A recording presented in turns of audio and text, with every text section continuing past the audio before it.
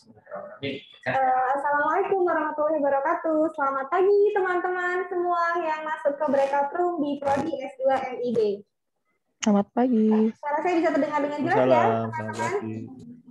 Jelas. Baik. Senang sekali hari ini kita bisa berjumpa di acara Open House khususnya program studi Magister Ilmu Biomedik. Terima kasih buat teman-teman yang sudah bersedia bergabung ke breakout kali ini. Saya panggilnya teman-teman biar saya lihat wajah-wajahnya masih muda semua, jadi biar kita sama-sama seumuran gitu ya. Nah, untuk mengenal lebih jauh apa dan yang bisa dipelajari di program Magister Ilmu Biomedik ini. Ada pepatah yang bilang mengatakan bahwa tak kenal maka tak aruf. Jadi kita mulai ta'aruf ya untuk siang hari ini untuk mengenal lebih jauh. Perkenalkan, saya Rizkyani Amalia yang akan memandu jalannya acara dari Prodi Magister Ilmu Biomedik selama 60 menit ke depan. Nah, kita acaranya santai saja. Tadi saya dipesanin sama Kak Prodi santai saja karena beliau juga orangnya santai kayak di pantai. Ini kita akan mendengar penjelasan beliau mengenai program tadi mungkin sudah dijelaskan, tetapi mungkin lebih detailnya ini nanti akan beliau jelaskan langsung dengan lebih detail. Tapi sebelumnya kita simak yuk video profil dari Magister Ilmu Biomedik yang miraculously inovatif, brilian. Silakan operator.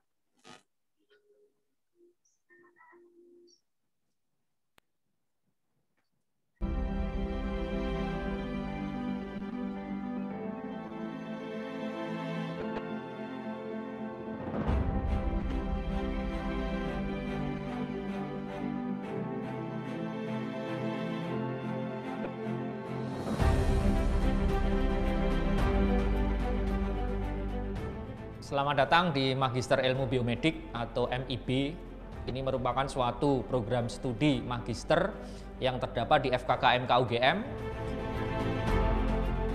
MIB sudah dimulai tahun 1981, waktu itu namanya adalah Ilmu Kedokteran Dasar dan Biomedis, di mana MIB mempunyai visi untuk menjadi prodi yang unggul dan bereputasi internasional. Unggul dilihat dari akreditasi A dari LAMPTKES dan BAN-PT, dan juga terlihat dari output based education dan kurikulum yang kami susun. Kurikulum MIB terdiri dari 3 fase. Fase pertama adalah dasar-dasar biomedik pada semester 1. Fase kedua adalah fase peminatan yang berbasis pada ilmu-ilmu kedokteran dasar yang meliputi anatomi,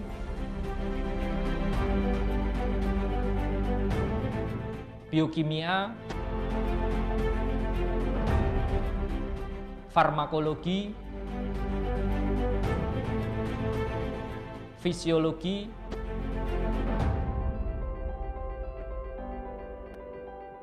histologi dan biologi sel, kedokteran molekuler, parasitologi, dan reproduksi manusia. Fase ketiga kami sebut sebagai fase integrasi, di mana mahasiswa akan melakukan penelitian atau tesis berbasis fokus-fokus riset unggulan pada masing-masing minat atau departemen, seperti neuroscience dan stereologi, minimal invasif biomarker berbasis aplikasi epigenomik seperti miRNA atau eksosom, serta aplikasi genomik pada farmakologi dan juga pada nutrisi, herbal medicine, infectious disease dan entomologi, serta experimental medicine pada kardiovaskular dan metabolic disease. Bereputasi internasional terlihat dari apa yang sudah kami raih. Pada tahun 2018, MIB sudah tersertifikasi ASEAN University Network. Hal ini kami lanjutkan dengan beberapa program double degree dengan berbagai universitas terkemuka di dunia, yang dimulai dengan program Emerging Parasitic dan Infectious Disease pada tahun 2016 dan akan berlanjut pada tahun 2021. Berbagai joint supervision dan juga continuing medical education kami lakukan dengan beberapa universitas luar negeri yang akan mendukung proses pembelajaran di MIB.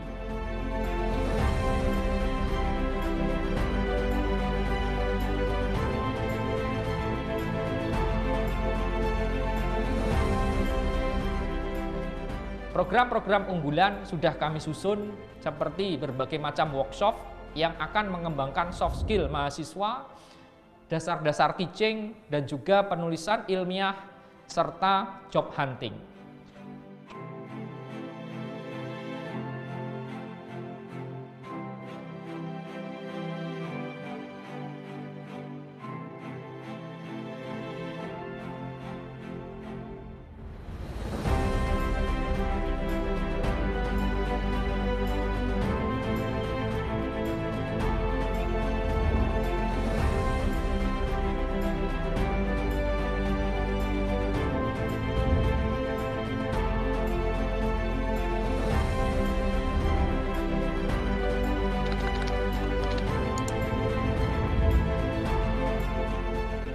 Selamat bergabung di MIB dan marilah kita selalu menjadi insan yang miraculously inovatif, brilliant.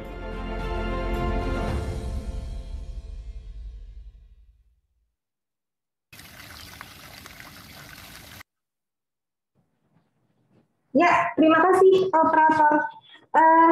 Semakin penasaran ya teman-teman ya. Tadi mungkin sudah melihat juga bagaimana videonya, kemudian menarik sekali, banyak sekali kegiatan yang ada di Magister Ilmu Biomedik ini. Nah, kita akan panggil nih Ketua Prodi Kenamaan kita untuk memberikan sambutan sekaligus menjelaskan lebih detail. Kalau yang tadi mungkin ada sedikit sudah dijelaskan, tetapi ini nanti akan lebih detail, kita kupas tuntas apa saja yang bisa dipelajari di Magister Ilmu Biomedik. Kepada Dr. Nur Arfian, filosofi dokter, dipersilakan.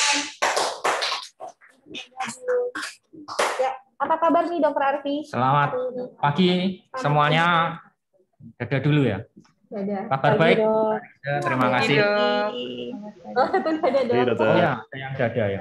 Tapi dada itu lucu ya. Yang bilang dada tapi yang goyang tangannya, bukan dadanya. Astagfirullah. Itu nanti di anatomi akan dipelajari. Kenapa kok yang goyang tangannya? Iya. Sedikit cuplikan, kok bisa dada tapi tangan yang Iya, karena dada itu secara anatomi dia tidak mudah bergerak.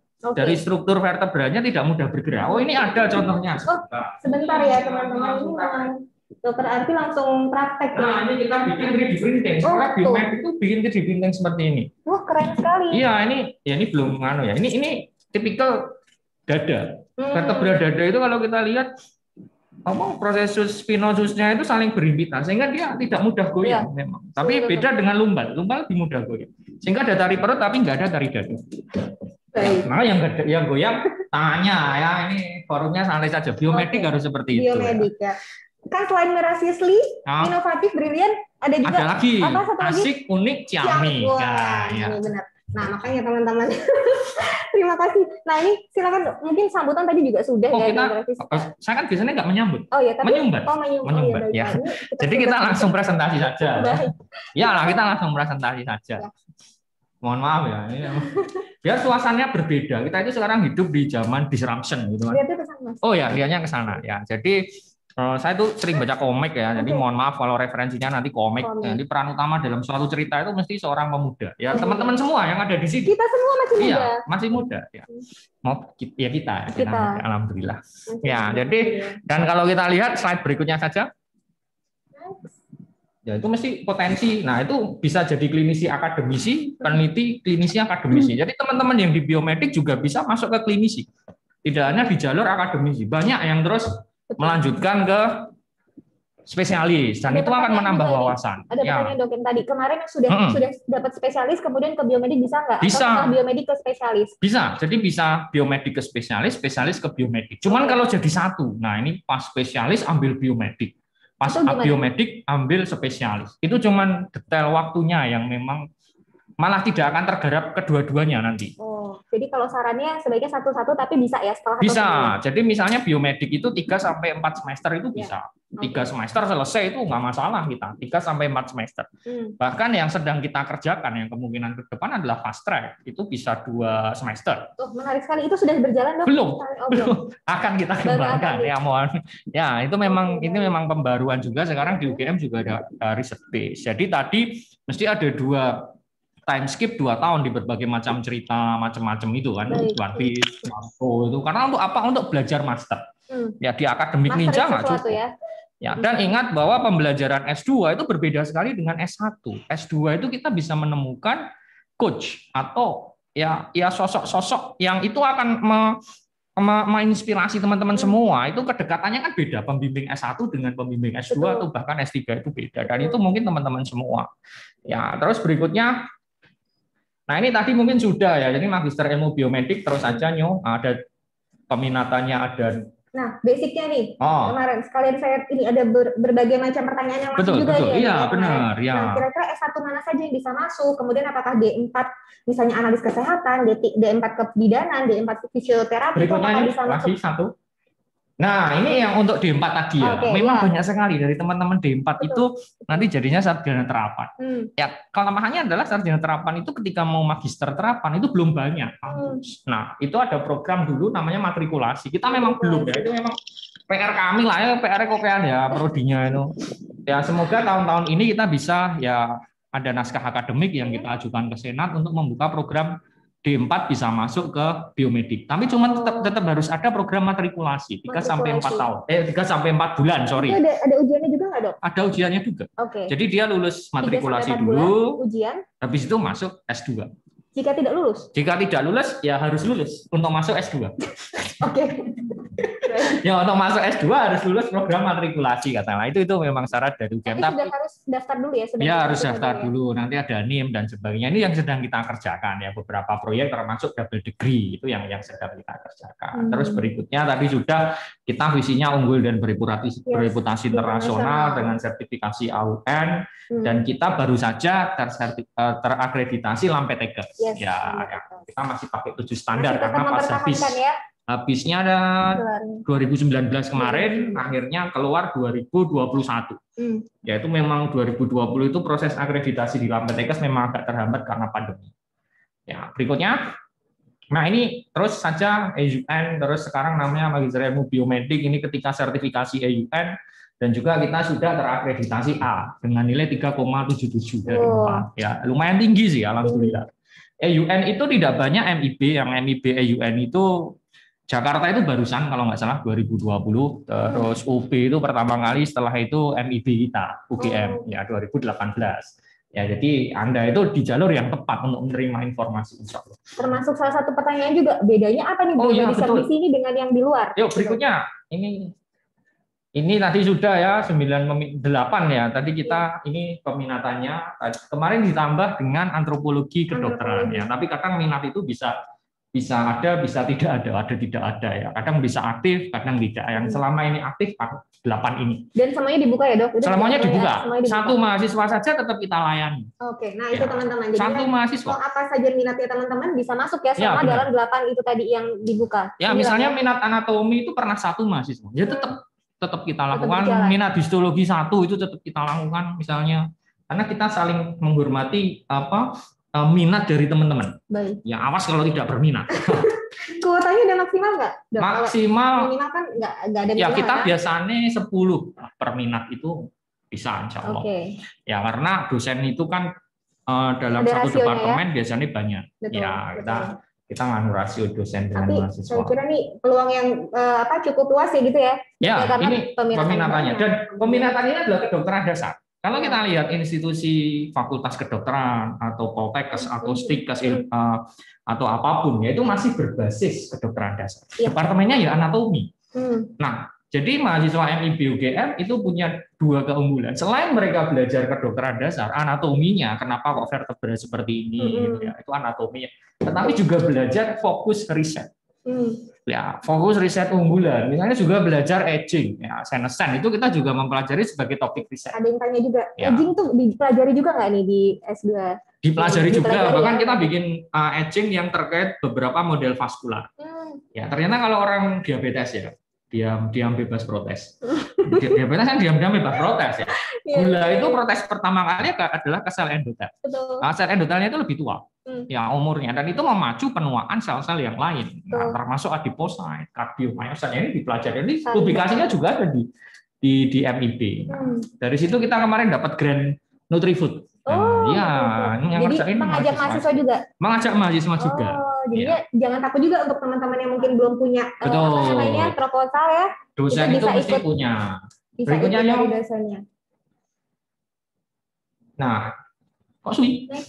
Nah, ini yang menarik juga. Jadi tadi ada juga pertanyaan bedanya sekarang teknik itu juga ada biometrik. Betul. Ya, S2 itu juga tadi, ada. Hubungannya perbedaannya dari antar fakultas. Nah, ini misalnya apa yang alat yang kita kembangkan ini neuroscience ya, alat untuk melihat memori itu pakai mesh. Ini adalah mesh, water mesh. Jadi isinya susu. Terus kalau kita lihat ini ada platform dibagi menjadi 4 kuadran ini. Ini tikus kan bisa di off-kan, di-on-kan ini. Di-on-kan coba. Aku respon ya. Tolong operator. Nah ini tikus. Kita bisa melihat dia di kuadran ini berapa lama, jarak berapa lama untuk mencapai platform. Untuk mencapai injakan ini. Semakin dia pintar akan semakin cepat. Oke. Sekarang misalnya tikus bodoh. Tikus dibikin bodoh katakanlah ya, dibikin DM. Itu tikusnya bodoh. Ya, jadi dia akan lama di sini. Ilmu biometrik mempelajari itu. Ya, mempelajari bagaimana efek DM terhadap atrofi otak misalnya atau disfungsi memori. Tetapi teknik biometrik, cara bikin alatnya ini anak-anak teknik, teman-teman teknik. Begitu juga ini pakai sinyal sensor ya. Kita pakai sensor mendeteksi tikus itu. Ini yang sekarang kita kembangkan yang di sini. Ini bisa nggak myografi? Ya, myografi itu adalah untuk melihat kontraksi otot. Oke. Ya, jadi kadang penelitian di biomedik itu kesulitannya adalah di alat-alat fungsional. Gitu, mau melacak kalau ada atrofi otot, ya histologi bisa, tapi agak lama ya, susah. Tapi kan kita melacaknya fungsional. Ini baru kita kembangkan untuk bisa di tikus, di manusia ini sudah bisa. Ini ora video ya ini ya, video atau ini? Foto ya, sepertinya ya. Nah, video. Ada bisa diklik operator? Gak bisa. Oh ya wes, ya foto berarti, sorry ya. Ini antara foto atau video. Nah ini contohnya bahwa teknik itu pengembangannya ke situ. Tapi teman-teman misalnya yang di farmasi ingin melihat S1 farmasi misalnya, terus ikut ke sini. Betul, atau S2 farmasi. Atau S1 farmasi ke biomedik kan bisa sekali melihat herbal yang bisa berhubungan dengan disfungsi memori. Melihatnya pakai alat ini. Tapi alat ini banyak biometrik yang akan ada di situ gitu, untuk bisa membuat alat seperti itu. Nah ini yang kita kembangkan itu digitalisasi berbagai macam alat-alat eksperimen sehingga data itu lebih mudah. Ya biasanya kalau dulu belum ada ini kita bikin video ininya di beberapa detik itu kan susah banget. Iya betul. Ya ada alat namanya kurvimetri itu harus seperti ini. Kalau ini sudah. Yuk berikutnya. Nah ini yang kita lihat ya. Ini kontraksi otot di sini bisa dilihat. Nanti bisa dimasukkan ke tikus misalnya. Model DM, misalnya ototnya dilihat dengan ini, itunya, memorinya dilihat dengan mesh. Nah, jadi dua penelitian itu ya. Semua fasilitasnya keduanya ada di sini ya? Ada di sini, insya Allah ada. Ini baru pengembangan juga. Ini pengembangan. Ya, jadi baru akuisisi. Kita sudah di tahap akuisisi data sekarang untuk lihat di hewan cobanya seperti itu. Ya, oke, silakan. Nah, ini tadi visi yang kita ada 2 kata, divisi unggul dan reputasi internasional. Di misi kita tetap berpacu pada Tridharma. Ya, mungkin teman-teman yang dosen ya, kita kan Tridharma. Dulu saya itu pramuka, desa dharma. Ya, terus ingin mengurangi dharma, makanya masuk jadi dosen. Oke, nah, jadi dosen. Ternyata berat juga ya. Tapi ya itu adalah jalan kita ya. Ya sudah, memang kita prodi itu tetap akan mengajari mahasiswa bagaimana cara untuk menjalankan Tridharma. Ya internasional itu dari akreditasinya. Nah teman-teman kan senang sekali dengan ceritanya pikir cepet-cepet kurang seru nek cepet-cepet. Ya jadi di ceritanya Spider-Man itu mesti ada angka band kan. With great power comes great responsibility. Tapi kita bukan superhero. Ya jadi kalau di kehidupan nyata jadinya adalah with great responsibility comes great power. Ya tampilkan Onyo. Nah, ya kan responsibility baru ke power. Nah, jadi ketika teman-teman nanti jadi dosen, itu mesti punya tanggung jawab lah. Ke institusi, ke mahasiswa terutama, ke orang tua dan sebagainya. Tapi yang akan kita perlukan adalah power. Teman-teman akan sekolah itu mendapatkan power. Powernya apa? Itu sudah ada. Ada 4 domain ya. Jadi kognitif, skill, specific skill, general skill, dan ingat attitude. Attitude itu juga power kita ya. Ini penting juga. Ya, sehingga MIB itu kita menerapkan capaian pembelajaran berdasarkan 4 power ini. Ya, 4 power ini. Dan itu dipresentasikan dalam lulusan. Ya, itu kita sebut sebagai capaian pembelajaran atau ELO. Ya, lo calon mahasiswa. Ya, expected learning outcome. Nah, ini berdasarkan visi misi, ada KKNI, stakeholder dan profil lulusan. Ya, berikutnya sehingga dari LO ini kita membuat kurikulum. Nah, kurikulum berikutnya. Ya, kurikulum berikutnya. Nah, kurikulumnya adalah ini terdiri dari 2 level ya. Atau kalau tadi saya presentasi 3 level. Level 1 adalah dasar umum ya semuanya, level 2 adalah peminatan, level 3 nanti integrasi dalam bentuk tesis. Nah, tesis di sini keunggulan kita juga tergantung fokus riset tadi. Jadi selain teman-teman mendapatkan ilmu kedokteran dasarnya, tapi juga mendapatkan fokus riset. Ya, aku senang tuh neuroscience. Banyak di sini ahli neuroscience kayak tadi neuroscience. Aku ke nutrigenomik banyak itu Prof Narti. Aku ke parasitologi misalnya Helmin itu kan banyak sekali nyamuk atau tatang seekor nyamuk itu kita pusatnya di sini dan itu bisa lintas Mbak riset. Misalnya minat anatomi tapi pembimbingnya dari fisiologi nggak masalah. Minat anatomi tapi pembimbingnya biokimia, itu juga nggak masalah. Jadi bisa saling melengkapi. Nah, itu berikutnya. Nah, ini kalau kita lihat ya dari MKTU, terus nanti ini peminatan, setelah itu masuk ke integrasi. Nah, minat ada 8 yang kita tawarkan. Nah, terus suasana akademik ini kita bangun. Ya, jadi sekarang itu banyak yang namanya soft skill. Kita juga memberikan. Jadi antara semester 1 di mata kuliah dasar umum dan semester 2 peminatan itu di sini nanti akan ada workshop. Ya, workshop soft skill, workshop teaching itu akan ada di sini, dasar-dasar teaching. Dan juga akan ada full hands on laboratorium. Langsung saja. Ya, langsung aja Nyo. Terus antara semester 2 dan semester 3 itu kita memperkenalkan beberapa topik riset dalam bentuk blok elektif. Sudah mulai ke arah tesisnya. Ya, betul. Misalnya aku masih bingung nih mau tesis apa. Tapi kita berusaha memperkenalkan. Jadi kadang ilmu biomedik itu kan kesannya terus terang tua ya. Ditanya old but still sexy. Nah, biomedik harus seperti itu. Ilmu kedokteran dasar itu tua tapi tetap seksi ya. Masih banyak dicari kok Dok sampai sekarang. Oh iya toh harus kita harus ya kalau nggak kita sendiri yang membuat seksi so meneh. Iya. Ya, kita ada acara podcast seperti agar tampil lebih seksi ya. Mungkin beda dengan prodi-prodi yang lain. Kita malah ngomongin prodi yang lain. Enggak ya, kita agar nuansanya itu tetap nuansa pembelajaran tapi seru gitu, kekinian ya. Nah, di sini ada blok elektif yang kemarin kita tawarkan baru 3. Ya, jadi ada vaskular metabolik, cedera vaskular metabolik, genomik dan epigenomik, terus yang ketiga adalah herbal medicine. Nah, ini kedepannya kita ingin mengangkat ada nutrigenomik nanti, stereologi, terus biomarker misalnya, imunologi itu pengen kita angkat di blok-blok elektif. Dan kadang blok elektif itu nanti digabungkan dengan visiting profesor dari beberapa institusi di luar negeri. Nah, pengennya seperti itu. Nah, ada juga proyek angkatan ya. Terus nanti semester 3 dan 4 memang fokus riset unggulan. Nah, dan berbagai macam kolaborasi dengan keluarga alumni MIP. Ya. Jadi ada juga keluarga alumni, ada juga yang masih mahasiswa, semuanya masih berkomunikasi dengan baik ya, Dok ya. Kita alumni itu tahun berapa kita bikin? 2018 ya. 2018 itu kita membuat keluarga alumni MIP. Nah, selama ini kegiatan-kegiatan workshop itu bisa diakses oleh alumni. Ada yang gratis, kebanyakan gratis, ada yang berbayar murah. Ya, berbayar murah. Ya, tetap bayar. Astagfirullahaladzim. Tapi lebih banyak yang gratis. Lebih banyak yang gratis. Kayak biasanya workshop manuskrip itu full untuk mahasiswa maupun alumni itu gratis. Apalagi ada MIP forum itu memang untuk kita saling berdiskusi. Ya. Ilmiah ya diskusinya ya. Ilmiah dan usulan-usulan dari alumni.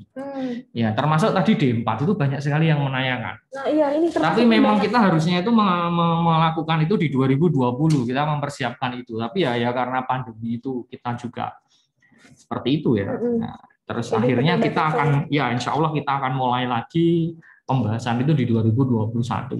Ya. Jadi untuk saat ini mungkin belum ya Dok, tapi pasti akan segera. Jadi teman-teman bisa saling bersiap gitu untuk tahun depan ya. Untuk teman-teman yang ada di D4. Nah, ini beberapa dosen-dosen kita termasuk penelitian itu Nutrifood itu. Ada di situ, ada toh. Oh iya itu ada saya ya.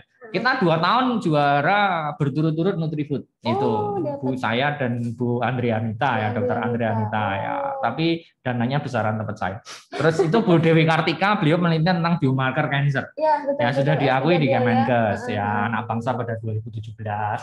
Terus ini Prof Narti, ini beliau sangat concern di nutrigenomik, terus pangan ya. Jadi teman-teman dari TP bisa masuk untuk pangan-pangan apa ya, pangan ya, penelitian tentang pangan. Ini Prof Rika dari Dokmol, beliau sangat concern di exosome.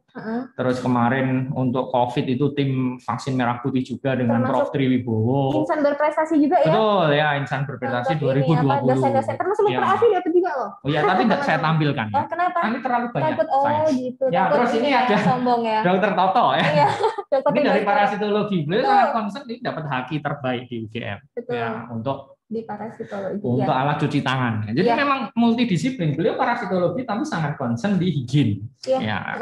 Terus berikutnya untuk kemarin soalnya Dok. Ini Dokter Denny misalnya dia dari PAAL fisiologi. Nah ini Dokter Jarir vaksin beliau sangat sekali vaksin rotavirus, pengembangan rotavirus, terus yang di COVID ini beliau beberapa kali tampil di televisi. Ya. Berikutnya, nah ini beberapa contoh publikasi mahasiswa. Jadi walaupun anak-anak anatomi tapi penelitiannya senescent misalnya. Upregulation P16 ini marker-marker senescent, marker-marker penuaan itu tetap ada aging. Ya, jadi ini juga ada mahasiswa S2 di model-model iskemik reperfusi.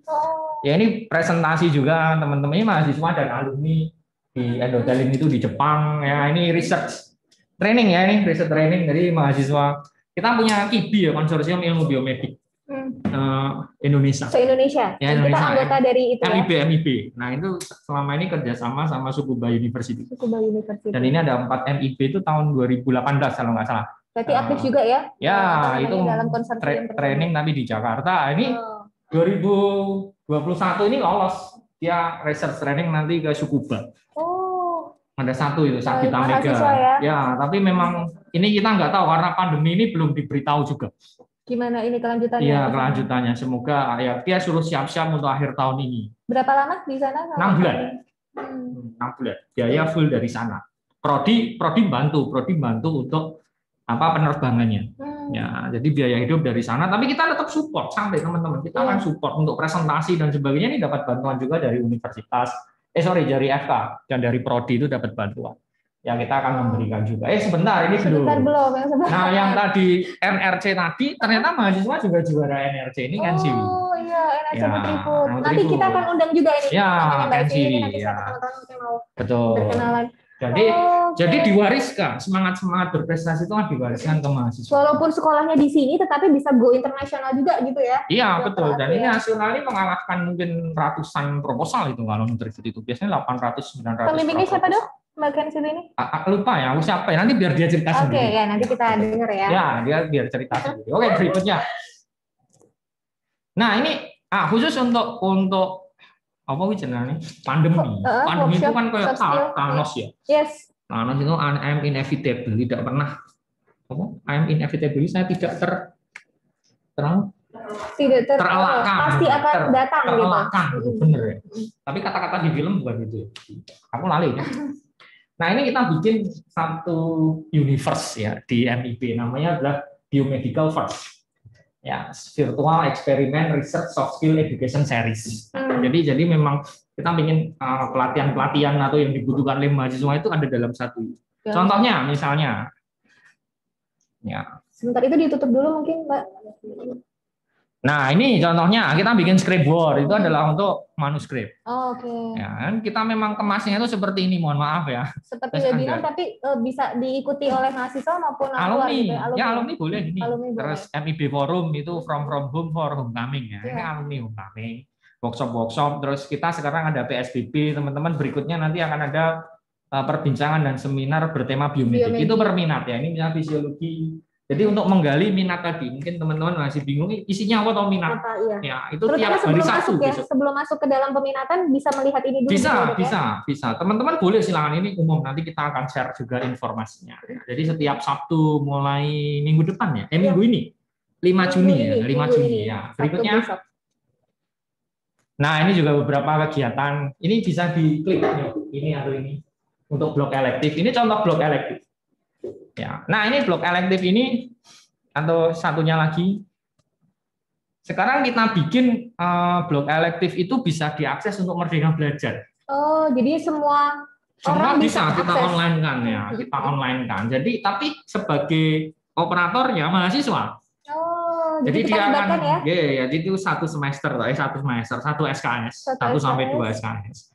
Dia misalnya latihan untuk bikin model vaskular ini. Vaskular itu bikin carotid ligation, itu cedera awal aterosklerosis. Tapi bikin modelnya kita live stream seperti ini. Bisa ditampilkan di semua peserta, alumni yang lain boleh. Sehingga kita akan jauh lebih mudah ya. Kemarin herbal medicine juga ya bisa diakses oleh yang lain. Tapi memang berbayar waktu herbal medicine itu karena kita ada beberapa. Berarti ya? Ya, bentuknya workshop. Ini workshop bisa diakses bebas oleh mahasiswa dan juga oleh alumni. Atau memang ada yang berbayar, ada yang gratis. Walaupun sebagian besar gratis. Tergantung dapat grant atau tidak. Ya. Berikutnya. Nah, ini besok tanggal 10 sampai 11 Juni ya. Monggo yang berkenan untuk hadir ada biomedical yaitu ada Universe ya. Universe itu tadi versusnya ya contohnya ini Universe. Ya, ini memang pendekatannya komik ya. Ya enggak, kita belajar biomedik dari komik. Ya, tetapi ada live stream dan juga ada acara live streamnya, animal model kidney fibrosis ya, dan juga sacrifice sama preservasi jaringan. Kalau mau belajar berikutnya. Nah, ini PSBB tanggal 5 Juni setiap Sabtu nanti akan ada PSBB di setiap minat itu akan tampil. Berikutnya masih dibuka ya? Masih dibuka.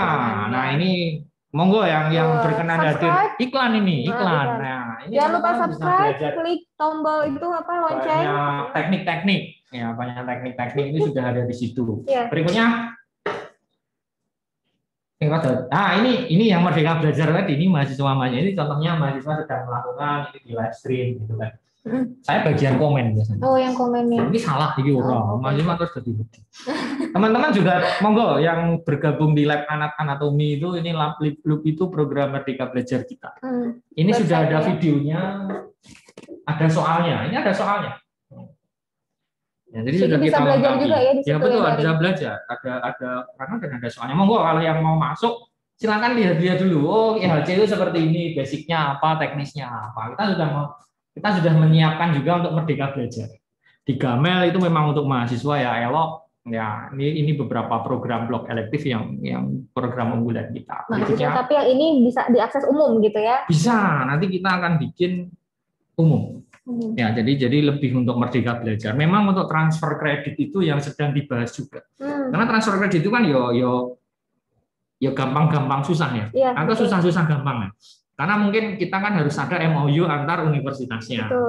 MOE antar prodinya. Nah, itu yang seperti itu. Tapi oke lah, kita ada dulu.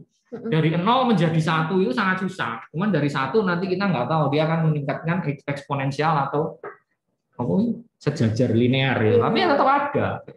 Berikutnya, next. Ngelak ya utangnya. Ya silakan minum sebentar ya nggak. Nah ini acara alumni, jadi tidak hanya sudah jadi mahasiswa tadi, tetapi saat setelah jadi alumni pun ada acaranya. Ini kelihatannya kamu juga. Oh iya. Ya, kita ya. Kita. Ingat masa-masa acara itu. Alumni nih waktu atau sebelum COVID ya Dok ya? Ya ini sebelum COVID 2018 ya, ini keluarga alumni pertama kali ada, terus kita sering bikin ya alumni Infinity Learning, alumni Homecoming, acara-acara workshop dan sebagainya. Dan ini gratis biasanya untuk alumni. Jadi teman-teman alumni tetap kita undang, ya karena kedekatan dengan alumni itu sangat penting bagi institusi. Betul. Berikutnya. Ini mau foto-foto, ini program-program sistem profesor kita dengan berbagai macam keahlian, genomi, bioinformatik, terus epidemiologi, bahkan epidemiologi juga masuk. Berikutnya, nah ini tesis. Ya, jadi tesis itu dilakukan terutama di semester 2, semester 3. Ya boleh mulai semester 2 itu tesis. Jadi di peminatan itu teman-teman akan selain belajar minatnya, anatominya, tapi juga belajar pengembangan divisi itu seperti apa. Misalnya di anatomi ya, saya yang dari anatomi itu divisi ada 3 misalnya, makroanatomi, neuroanatomi dan embriologi perkembangan. Jadi mahasiswa nanti akan memilih itu. Ya, makroanatomi termasuk visceral organ yang sekarang kita kembangkan banget, visceral organ dan neuroanatomi. Nah, ya, aku tertarik ke neuro, penelitian nanti terkait itu. Ya, terkait di situ.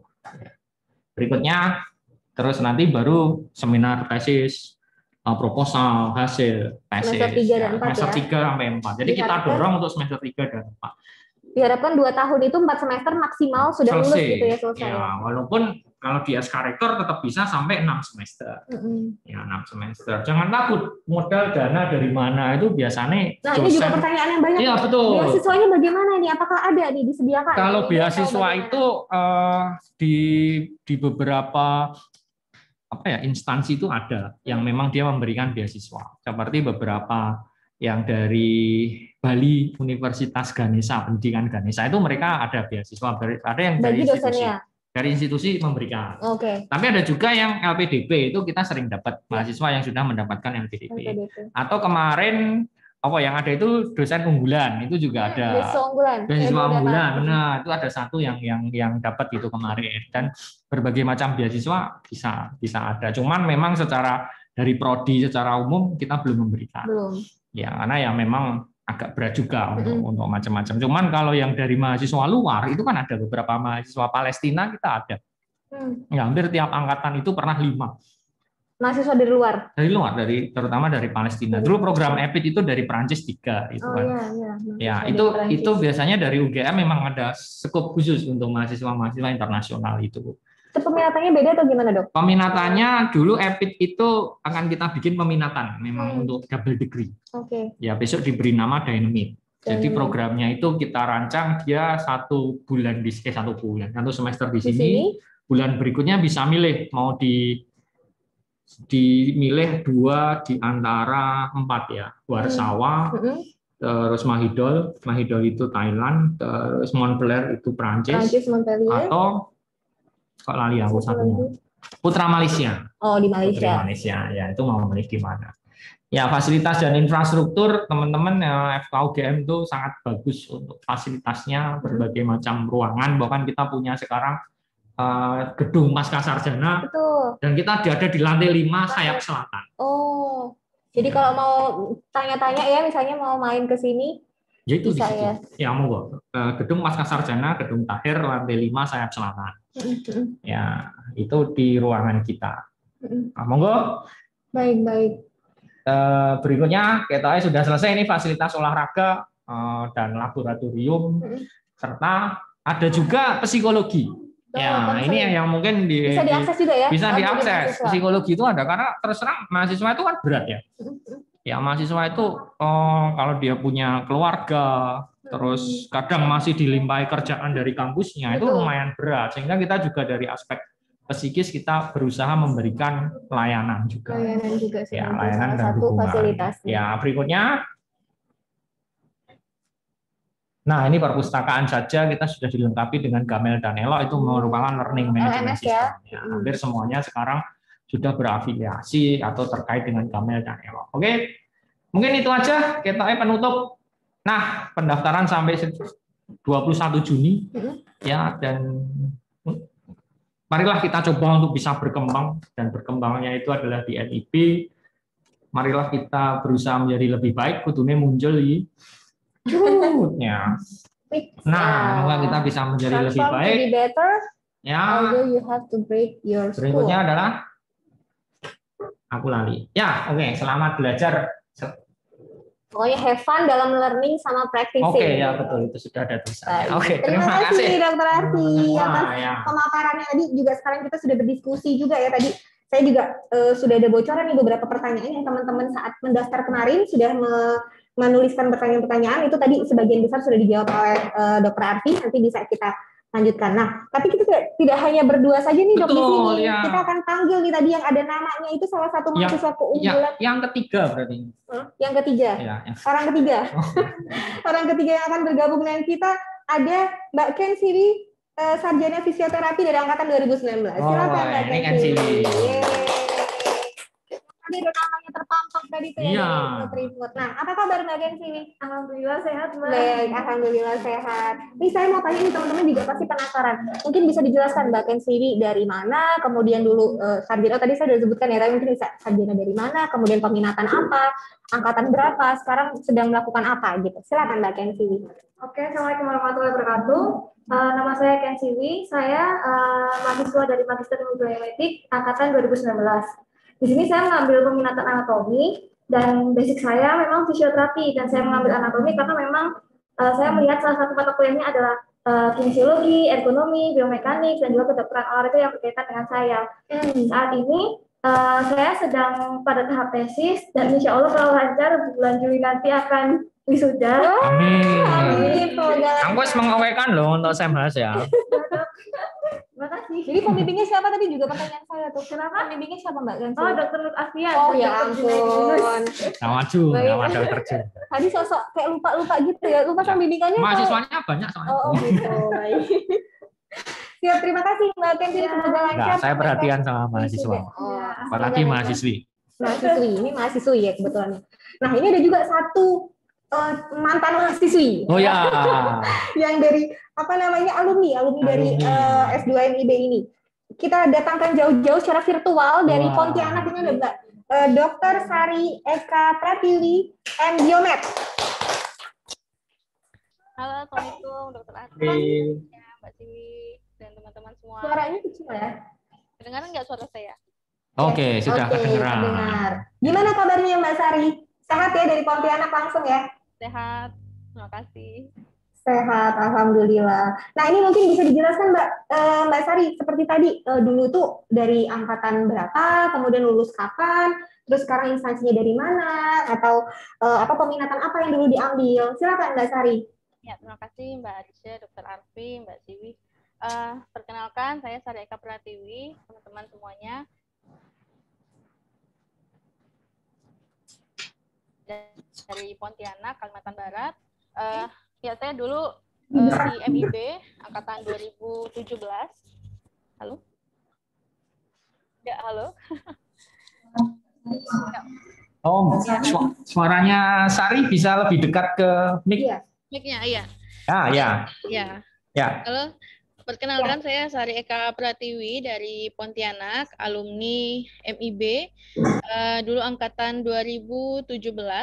Alhamdulillah lulus di tahun 2018, peminatan biologi kedokteran molekuler. Ya, saya memilih kedokteran molekuler MIB karena sejauh pengetahuan saya memang di MIB saja yang ada kekhususan kedokteran molekuler dan kebetulan ilmu ini cukup berkembang dan memang belum banyak ahli biologi molekuler di daerah saya.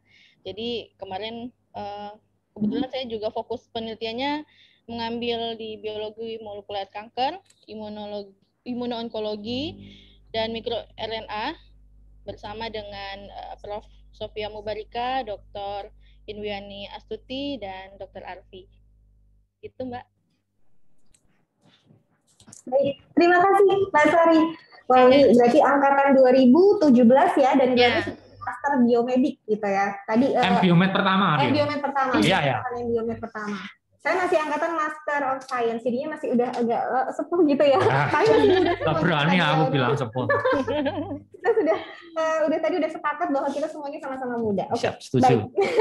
Terima kasih Mbak Sari. Nah, sekarang sebenarnya saya mengumpulkan Mbak Sari dan Mbak Siwi di sini itu bersama dengan Kaprodi kita ini mau konfirmasi sebenarnya. Benar nggak sih tadi dipaparkan segala rupa macam sama Kaprodinya itu ada ini, ada itu. Nah, saya sekarang mau konfirmasi ke Mbak Siwi dulu mungkin ya. Nah, kemarin waktu sebentar, saya bilang sama Siwi. Oke. Kalau nggak benar, dia belum seminar hasil loh ya. Gimana? Jadinya agak-agak Oh, silahkan ya. Nggak ada paksaan. Baik, nggak ada paksaan. Jujur. Apa saja yang di ini? Jujur aja nih Mbak, nggak apa-apa. Ini kan udah dibilang jujur. apa saja yang dirasakan kemarin dari blok elektif, kemudian mungkin ada workshop soft skill yang ditawarkan oleh Pro itu bener nggak adanya kemarin yang Betul. pernah di ini kan? Apa bisa diceritakan Mbak yang pernah di? Jadi memang yang saya ikuti? rasakan ketika workshop soft skill itu waktu sebelum pandemi. Oh, Itu oke. ada banyak sekali workshop soft skill, kemudian juga ada kuliah tamu banyak sekali dari dosen-dosen dari luar negeri juga, seperti itu. Sangat Semua menarik peminatan juga. atau khusus minatnya Mbak? Semua peminatan. Semua peminatan bisa Iya. ikut gitu ya? Ya, bisa ikut. Kemudian ketika sudah mulai masuk ke blok elektif, itu ketika sudah pandemi. Oke. Oh ya, betul. Ya, Ya. ketika sudah pandemi. Tadinya juga ketika blok elektif itu kan ada tiga minat tuh. Tiga Ada minat. yang model hewan coba, general muscular dan metabolik, terus habis itu ada herbal medicine. Dan itu bisa diambil oleh siapapun dari minat apapun. Ya. Dan selain itu, ketika dilakukannya pada pandemi, itu kita tetap yang stay di Yogyakarta bisa datang untuk praktikum langsung luring. sesuai dengan protokol kesehatan. Baik. Tapi juga ada yang live streamnya, begitu. Dan seperti yang tadi juga sempat dijelaskan oleh Dr. Afi, ada Merdeka Belajar. Jadi memang ada yang bisa diakses melalui YouTube juga. Kemudian Melalui websitenya. ya, melalui lewat websitenya.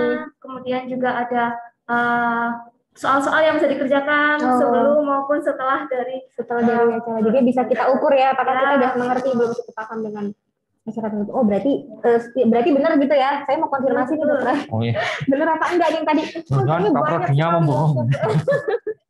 Baik. Terus nah ini tadi disebutkan sama Mbak Siwi bahwa Mbak Siwi termasuk bisa dibilang mahasiswa hibrid gitu ya. Jadinya dari sebelum pandemi sampai sekarang pandemi gini antara dari luring menjadi daring. Nah ini apa saja perbedaannya dan dampaknya untuk proses belajar mengajar, apakah sempat terhambat atau gimana Mbak selama prosesnya? Kalau Transisinya. Waktu awal transisi itu memang sebenarnya sedikit kesulitan dalam artian hanya karena waktunya saja ya. Jadi memang lebih fleksibel.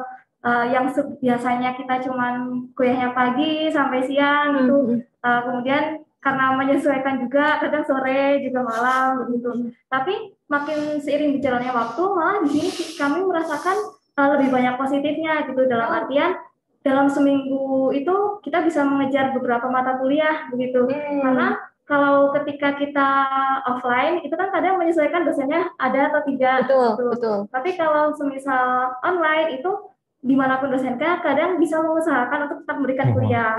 Berarti dia mau bilang kalau kadang kuliahnya molor-molor. Kadang sibuk sekali gitu ya dosennya. Tapi kan mau menyempatkan waktu ya, jadi jam di luar itu pun bisa asal kesepakatan gitu ya. Dan tetap happy. Sebagai mahasiswa happy nggak? Misalnya kuliah harus sore atau malam di beberapa. Kalau malam sebenarnya dikurangi ya. Tapi ya sore itu kadang masih S2 itu. Bahkan Sabtu itu ya kadang ya. Tapi Sabtu sering ada kegiatan ya. Jadi kalau di sini sepertinya kalau di FKKMK malah senang gitu, Sabtu tetap ada kegiatan entah kuliah, entah webinar. Betul, ya. Kemudian ini juga sih Mbak, salah satu positif yang kami dapatkan ketika kita melakukan kuliah daring, karena kan ada record kuliah, jadi kita bisa belajar dari bisa kita dengar lagi ya. Gitu. Keren. Baik Mbak Siwi, terima kasih. Berarti kesan-pesannya gimana nih sebagai mahasiswa hibrid tadi? Kalau masalah pesan dan kesannya, kalau pesannya ya semoga saja nanti dengan pembelajaran yang memang masih lebih banyak daring, semakin banyak inovasi-inovasi baru agar pembelajarannya tidak membosankan. PR untuk kalian. Mungkin juga ada untuk praktikum-praktikum, mungkin bisa setengah-setengah, ada yang live stream, ada juga yang bisa datang ke kampus, gitu. Dan itu sudah berjalan sih sebenarnya. Sudah berjalan. Dan semoga saja semakin kedepannya semakin maksimal gitu. Kalau masalah kesannya memang tidak diragukan sih, Magister Ilmu Bioedik itu memang miraculously inovatif dan ingat loh dong soalnya. Padahal tadi tak suruh bilangnya asik unik ciamik, nggak mau dia. Iya. Benar-benar NIB. Oke. Keren ya jadinya ya. Walaupun kalau tetap harus kesini pun tetap prokes ya, jadi ada pembatasan jarak, kemudian pembatasan jumlah, dan ada genus juga ya kita ya di gedung. Ya betul. Jadi teman-teman kalau misalnya besok udah jadi mahasiswa pun nanti tetap bisa diatur antara luring dan daring gitu. Betul, ya, ini mulai Juni ini kita atur mahasiswa untuk mulai datang kan. Ya kita akan tiap bulan itu mesti genus itu jadi protap kita. Jadi semuanya dibiayai oleh prodi.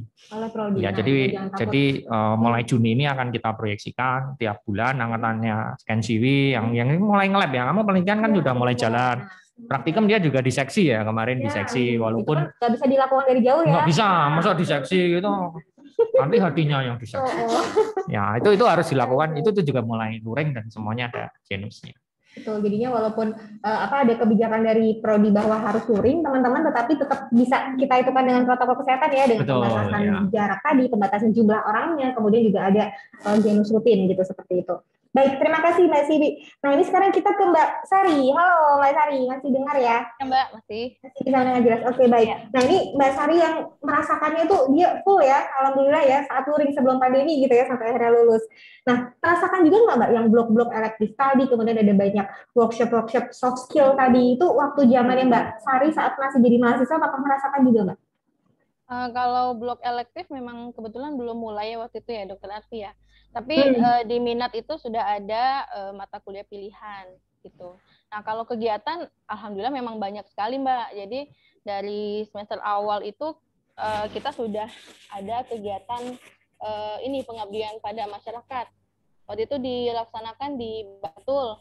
Nah kegiatannya berupa edukasi pada lansia sama anak SD waktu itu. Juga ada pengobatan gratis.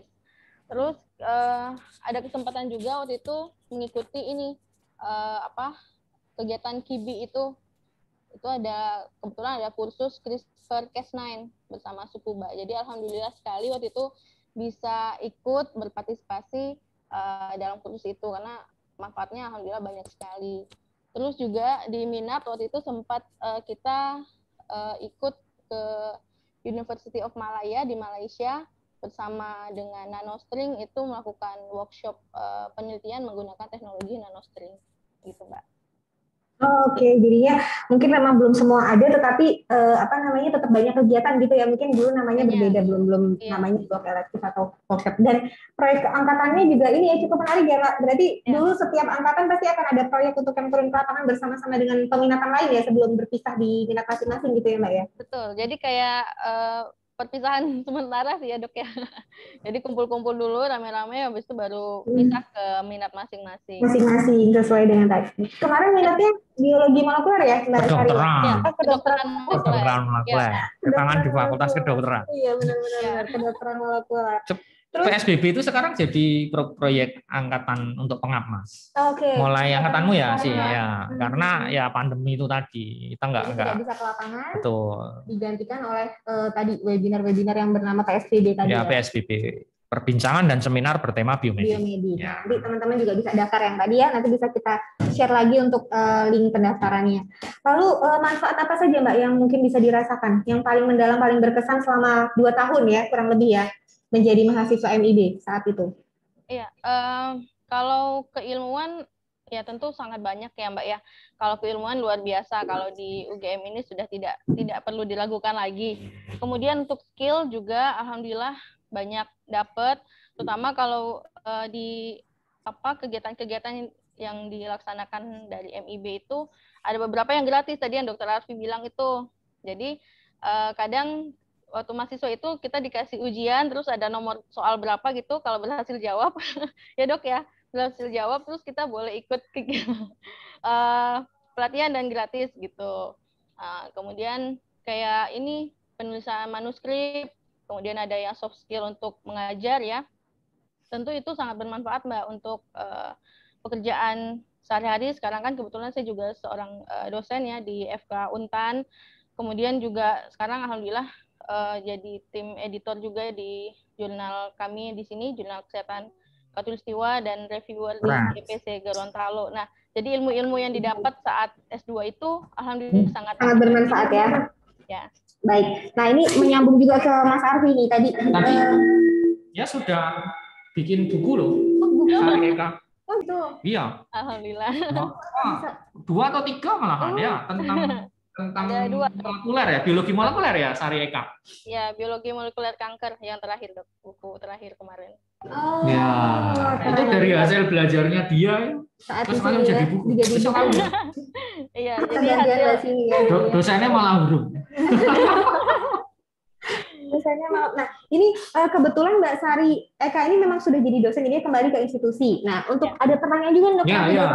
Kira-kira prospek pekerjaannya apa nih untuk yang fresh graduate kalau sudah lulus dari S2 ilmu biomedik ini? Ya, memang kalau kita lihat profil lulusan kita, kebanyakan itu memang dosen ya. Dosen itu tetap ya kebanyakan jadi dosen di berbagai macam instansi pendidikan. Ya, itu yang pertama. Tapi dosen itu juga tidak harus melulu dari kedokteran, dokter gitu. Tapi teman-teman yang dari biologi itu bisa ngajar di fakultas kedokteran. Seperti saya. Ya betul, banyak toh, banyak sekali. Wiwit yang dulu kebidanan itu juga di anatomi. Iya, betul. Ya banyak sekali. Jadi teman-teman jangan takut lah untuk masuk. Itu ada juga yang dari farmako, itu juga dari bagus farmasi itu atau dari kedokteran hewan itu juga bisa. Jadi multidisiplin dan lintas disiplin itu akan semakin banyak. Dan sekarang juga banyak juga yang kerja di rumah sakit. Rumah sakit akademik itu banyak membutuhkan yang dari biomedik. Ya dulu angkatan fatwanya angkatan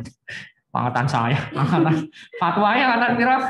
2018. 18. Oh, kakak kelasmu ya. Sudah itu juga dia dari biologi. Dia biologi, minat anatomi, dulu ngambil embryologi ya. Embryologi dia kerja sekarang di rumah sakit. Ya malah jadi embriologis ya dia. Dia bekerja sebagai embriologi walaupun ya tetap ada pelatihan karena di rumah sakit dan dari biologi itu banyak. Jadi terus ada juga yang menutup kemungkinan banyak sekali prospek pekerjaan. Betul lebih banyak. Sekarang akan lebih banyak. Ya ada yang misalnya di pemrogramming, kalau kita lihat 3D printing seperti ini bagaimanapun kalau bikin program tetap harus sesuai dengan nama anatomi kan.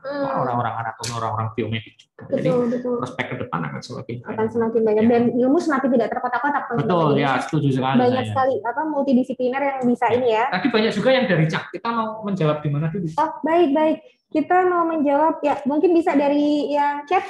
Yang chat bisa ditampilkan. Operator. Nanti Sari Eka atau Sivi juga bisa menjawab. Bisa bantu menjawab. Yang saya nggak bisa jawab. Ini neuroscience, Dokmol. Nah, mungkin Sari Eka, ya. Dokmol itu bisa nggak penelitiannya ternyata tentang ini dia pengen Dokmol tapi penelitiannya tentang neuroscience, neurobiologi atau yang lain itu bisa nggak? Cancer. Nah, tadi kayaknya juga ke arah cancer juga ya penelitiannya Mbak Sari ya? Ya. Oke, silakan Mbak Sari mungkin bisa bantu jawab. Ya, terima kasih Mbak. Bisa banget karena memang ilmu biomedik ini peminatannya memang banyak, tapi kan untuk keilmuan kita tidak. Suaranya bisa lebih keras, Mbak Sari. Kecil ya dong. Dekatkan dengan mic Mbak Sari. Yes. Sorry yo. Udah pakai mic. Ya. Jadi kalau sudah kedengaran belum ya Mbak? Masih kecil Mbak Sari, mungkin bisa. Saya teriak enggak. Jadi gini, kalau untuk atau di luar saja mungkin mic-nya dipegang bisa nggak kira-kira Mbak? Ya, mohon maaf Mbak Sari karena ini informasi yang berharga buat teman-teman, buat kita semua, jadinya mungkin biar bisa lebih jelas untuk didengarkan. Silakan Mbak Sari. Kalau gini dengaran? Ya, sip sekali. Silakan dilanjutkan. Jadi kalau untuk ilmu biomedis ini saya rasa memang tidak terkotak-kotak ya. Dokter Raffi ya.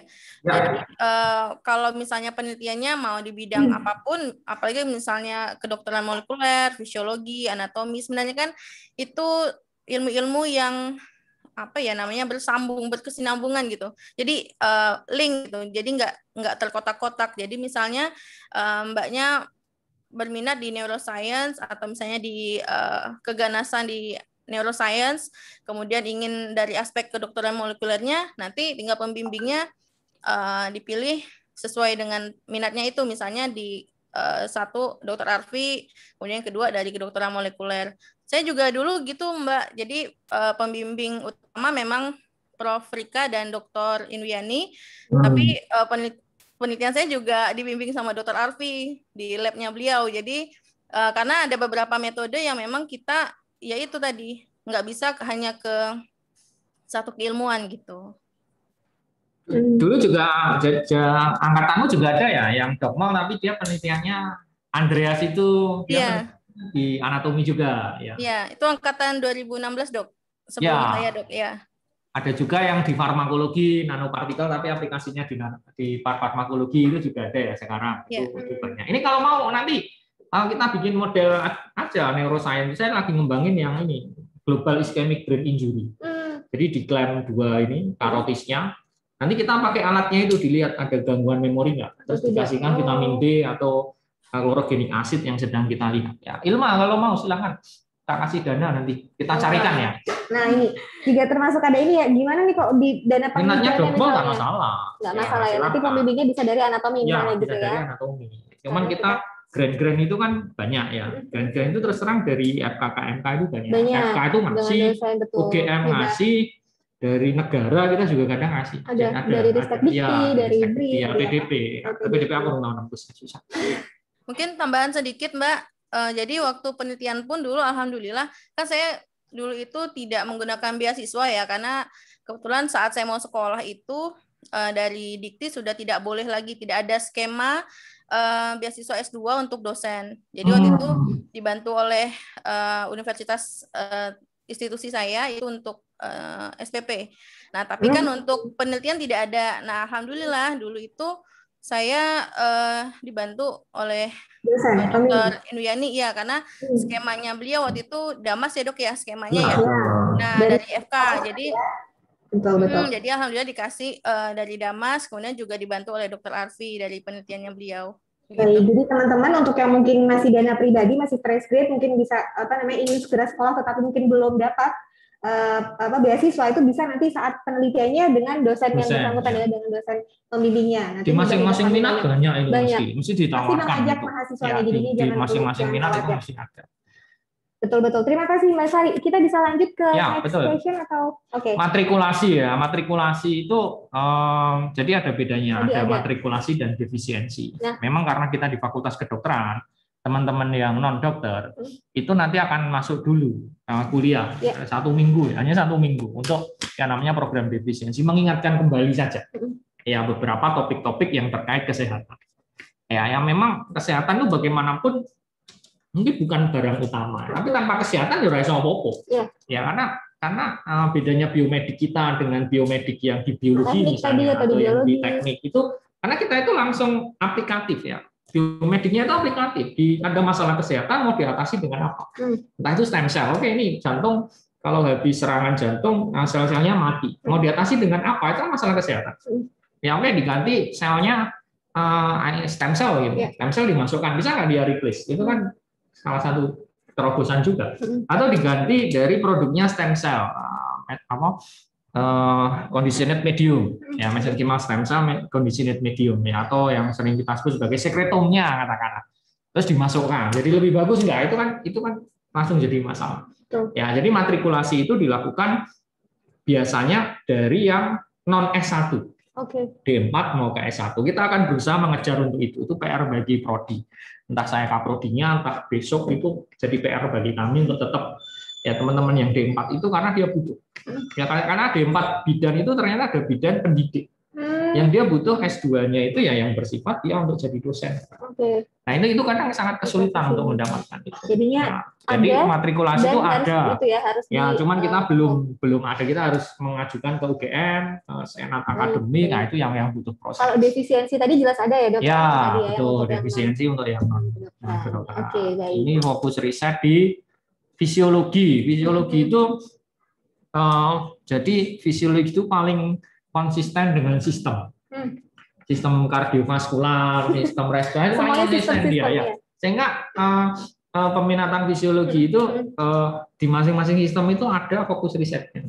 Misalnya kayak di digesti, itu Dr. Andrianita. Dia fokus sekali ke ini serotonin signaling ya di gastrointestinal dan juga ngembangin produk keripik tempe ya nggak salah terhadap itu. Ya, beliau konsen. Kemarin dapat Nutrifoodnya kan itu juga ya. Dapat Nutrifoodnya itu. Dr. Denny itu fokus ke kedokteran olahraga. Apalagi kardiorespirasi ya. Kardiorespirasi itu berkaitan dengan sen aging ya. Jadi kalau tadi DM itu sudah menimbulkan aging, tapi ada yang menimbulkan lebih mudah. Yang sudah terbukti itu adalah fasting.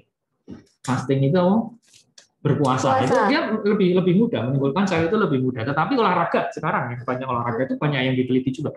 Bisakah olahraga mengurangi penuaan? Ya, banyak repot. Lagi kerajinan banyak olahraga gitu ya. Ini penelitian Nutrifood kan? Penelitiannya dia Nutrifood itu tentang itu. Ya, jadi satu aspek itu bisa ditinjau dari banyak peminatan. Dari banyak view ya, Ya. banyak sudut pandang. Gitu. Respirasi itu juga sedang neuroscience itu biasanya terkait model-model penuaan juga pakai trimethyltip. Iya, aging sepertinya banyak ya, ini juga banyak pertanyaan. Ya betul aging, tapi memang berbeda dengan SPKK.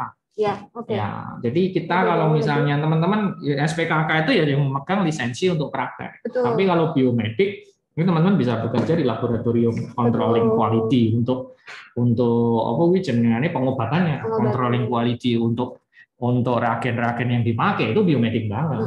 Tetapi untuk lisensi gunakne piye, aplikasinya harusnya dosis berapa itu SPK. SPKK gitu. Spesialis kulit dan kecantikan. Tapi sekarang jadi DV. Kulit dan kelamin ini jadi DV ya. Dermatologi dan venerologi ya kalau di sini. Jadi teman-teman bisa misalnya memang teman-teman klinisi jika ingin mengetahui background-nya atau apa ya namanya ilmu dasarnya bisa ke sini dulu lalu nanti ke spesialis ya gitu. Betul, ya. itu akan spesialis sangat linear itu.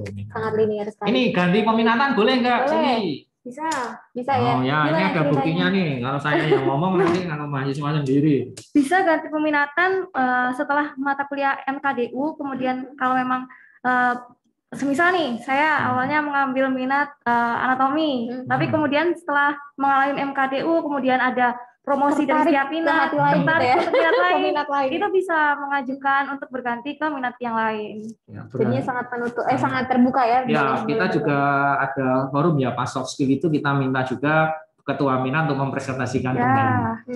Ya, jadi di awal itu ada presentasi, terus nanti di pertengahan semester 3, soft skill ya, di akhir semester 1 ya. Semester 1 itu saat mau masuk ke peminatan. Betul. Kita minta presentasi kembali. Ya, untuk mengingatkan mana nih tujuannya atau mungkin sudah berganti boleh aja betul, gitu ya. Betul, iya, monggo. Jadi kita memang mahasiswa itu silakan. Yang menentukan adalah teman-teman sendiri. Ya, teman-teman menentukan. Kita yang banget ini. Pindo, Pindo itu bukannya nama Pindo, menarik sekali presentasinya. Ada potensi penelitian di bidang makroanatomi itu dok. Mungkin nggak bisa diceritakan potensi penelitiannya? Ya aja sih santai. Ayo sih, kamu dari ergonomi. Ya, nggak mau bantu. Jadi memang kemarin itu ada dosen yang memang memiliki penelitian terkait dengan kinesiologi, yaitu Dr. Santosa Budiharjo. Ya, cuma memang kemarin untuk angkatan saya tidak ada yang memilih untuk join dengan beliau, tetapi beliau sangat terbuka untuk penelitian tentang ergonomi, kinesiologi maupun biomekanik seperti itu. Ya, contoh penelitiannya adalah biasanya ergonomi itu terkait juga dengan keselamatan dan kesehatan kerja. Kesehatan kerja itu sangat terkait. Misalnya bagaimana kita duduk seperti ini ergonomis atau tidak. Tempat duduknya, bagaimana cara duduk. Betul, bagaimana cara duduknya, keseimbangan. Itu juga pengembangan alat. Dr. San itu mengembangkan alat keseimbangan ya. Itu sudah terpaten kalau nggak salah, sudah paten. Jadi bagaimana mengukur keseimbangan seseorang. Yang kemarin biasanya kita melihatnya itu malah efek buruh gendong. Atau bahkan ini ya ini kearifan lokal sekali. Dulu ada yang di Kalimantan, di Maluku ya. Teman-teman dari Maluku itu ada yang sering memakai kayak beban di ini. Kayak bawa guci besar. Betul di sini itu. Efeknya apa terhadap kelengkungan vertebra? Yang kita melihat dengan radiologi dan teman-teman bisa juga dilihat radiologinya. Ya, dia bekerja di radiografi dia kerjanya. Jadi yang di situ dilihat ya benar radiografer ya, terus di radiografernya itu dilihat kelengkungan vertebranya itu. Jadi vertebra itu kan harusnya melengkung ya. Ini kurang bagus juga ya. Karena ini lurus. Benar, ini lurus ya. Ini memang kalau digini kan agak melengkung. Cuman kita kelengkungannya itu ya ini masih pengembangan juga. Ya, karena kalau lurus itu semakin berat bebannya. Ya, masih ingat ya ceritanya Luffy mengalahkan zombinya Oak Junior itu vertebranya dibikin lurus. Terus habis itu diantem dari atas, vertebranya hancur. Ya, karena kalau lurus itu membuat resistennya itu lebih sedikit daripada bebannya.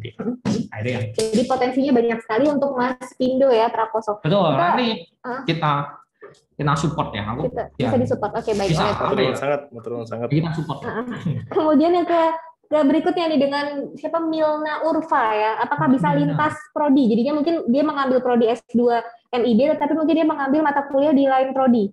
Kemasyarakatan. Oh ya, ini yang kemarin IKM itu lumayan leading ya. Dia leading dalam program Merdeka Belajar. Kemarin nawarkan ya. Salah satu mata kuliah itu setara 2 SKS. Saya lupa temanya, tapi sangat Bisa transfer mungkin. ini juga nilai nggak, Dok? Nah, memang transfer S2 nilai itu yang nilai. memang masih harus kita kerjakan juga. Ya, ini terima kasih malah ide-ide untuk kita sekarang kelas ada. Nah, jadi prodi-prodi itu ada yang namanya klaster prodi lintas departemen. Ya. Ini nanti akan kami usulkan ke klaster itu. Karena masih untuk, satu fakultas gitu betul, ya. Betul, bagaimana cara transfer nilai kalau misalnya, oke lah, biomedik karo IKT bikin acara bareng. Bisa nggak SKS-nya itu buat bersama? Cuman masalahnya adalah, ya ada masalahnya, saya juga akan bilang terus terang. Nanti kalau sudah masuk ternyata rauno. Jadi masalahnya adalah kadang di kita itu dibatasi oleh SKS. S2 itu dibatasi 50 SKS. Betul. Selama 2 tahun tadi Selama harus 2 tahun tadi 50 SKS maksimal ya, maksimal. Berapa ya? 42 sampai 50 SKS. Nah, kita harus ngitung itu dulu. Jangan-jangan misalnya minat fisiologi misalnya. Mata kuliah minat itu beda-beda SKS-nya. Mungkin anatomi SKS di minat 16 gitu. Tapi farmakologi 17. Ya. Fisiologi 20 itu masih on the range. Jadi masih wajar saja. Nah, kalau pada peminatan mahasiswa sudah dapat 49, mau ditambah 2 SKS, nah dia mau yang menyalahi rektor. Ya, sehingga harus kita kaji dulu.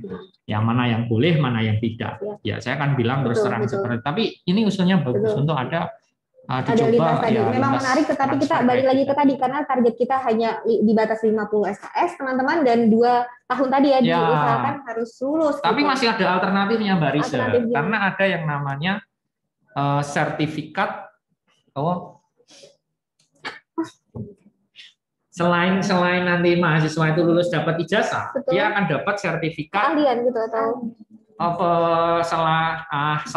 selain ijazah. Istilahnya Mas Lutfi, aku lali.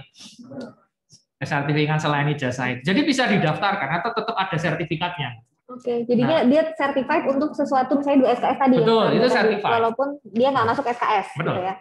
Dengan ini mata kuliahnya apa saja, skillnya apa saja itu akan tertulis dengan jelas. Ya aku lali SKPI, sertifikat keahlian penunjang ijazah. Penunjang ijazah. Ya itu bisa dan di UGM sudah ada, si master itu sudah ada. Jadi bisa dialihkan ke situ teman-teman kalau memang udah penuh gitu SKS-nya lalu mau ambil yang tadi itu ya tambahan tadi itu bisa jadi ya, situ. Jadi nanti kayak soft skill, workshop itu bisa dimasukkan di SKPI. Betul. Sehingga ketika mahasiswa itu keluar, dia nggak hanya dapat ijazah, tapi ada SKPI atau sertifikat yang menerangkan dia sudah macam-macam berbagai macam keahlian soft skill tadi. Betul. Nah ini yang sedang dikerjakan dan dikembangkan di beberapa prodi di UGM. Jadinya walaupun 2 tahun orang tahunya misalnya masuk ke S2 MIB tapi minat apa, tapi dia punya keahlian lain gitu. Jadi itu sangat bermanfaat untuk teman-teman fresh grade yang belum mendapatkan pekerjaan atau mungkin yang sudah kembali ke instansinya ya dan ternyata staff saya yang sekolah di sana juga dapat keahlian lain gitu di luar peminatannya. Mungkin saya ada yang di anatomi tapi ikut herbal itu kan salah satu yang sangat bagus banget. Betul. Ini ada lagi next. Ini kuliah di semester genap ya. Jadi mulai 2021 itu kita buka juga yang di semester genap. Pendaftarannya di semester genap. Cuman memang yang di semester genap ini adalah yang untuk lulusan dokter. Tetapi lulusan non dokter bisa mendaftar, bisa. Sudah diterima tapi nanti akan mulai di semester ganjil. Ya. Bagi teman-teman misalnya saya keterima di 2021. Ternyata pandemi. Beberapa mahasiswa itu ternyata beasiswanya ditangguhkan. Ya, ditangguhkan. Boleh nggak 2022? Boleh sekali seperti itu. Jadi masih ada 2 tahun penangguhan itu boleh. Ya. Jadi terdaftarnya sebagai mahasiswanya saat 2022 tadi gitu. Boleh ya. Terus sudah tidak perlu mengulang tes. Tidak usah mengulang tes, sudah diterima, sudah dapat LOE. Nanti kalau mau mendaftar sudah bisa mendaftar beasiswa atau apa sudah ada LOE, Letter of Acceptance ya. Atau tadi yang semester genap dia langsung masuk di minat anatomi misalnya. Jadi nggak yang bareng-bareng sama teman satu angkatan, tapi kepeminatan dulu. Kepeminatan dulu. Tapi memang khusus untuk yang teman-teman dari kedokteran. Ya kedokteran.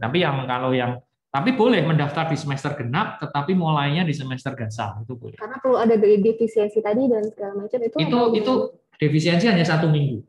Ya, jadi nanti misalnya Agustus ini kan mulai semester ganjil, mungkin yang defisiensi mulai dulu 1 minggu, habis itu barengan semuanya.